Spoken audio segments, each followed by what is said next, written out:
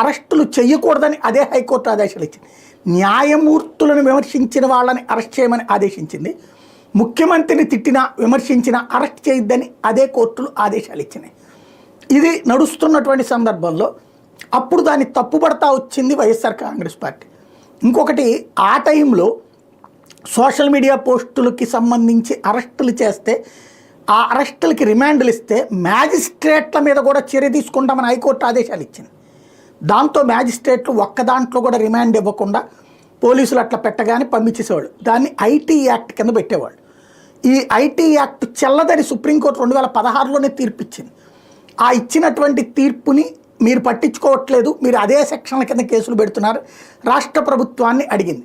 రాష్ట్ర ప్రభుత్వం ప్రత్యేక చట్టం ఏమీ లేదు ఆంధ్రాలో, కాబట్టి అదే యాక్ట్ కింద పెట్టడం ఇక్కడేగా దేశవ్యాప్తంగా కూడా జరిగినాయి. ఇవన్నీ ప్రక్రియ పూర్తయిపోయాక ఇక అప్పటి నుంచి వైసీపీని లేదా జగన్ని తిట్టిపోయడంలో సోషల్ మీడియాని తెలుగుదేశం వాడుకుంది. తెలుగుదేశం ఒక ఆర్గనైజ్డ్ సోషల్ మీడియా సిస్టాన్ని తయారు చేసింది.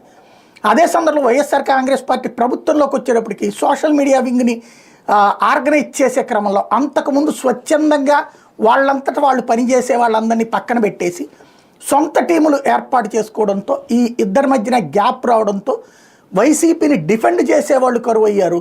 వైసీపీని అఫెండ్ చేసేవాళ్ళు, విమర్శించేవాళ్ళు సంబంధించినటువంటిది డామినేట్ అయింది. అది ప్రభుత్వం మారడంలో వన్ ఆఫ్ ద కీ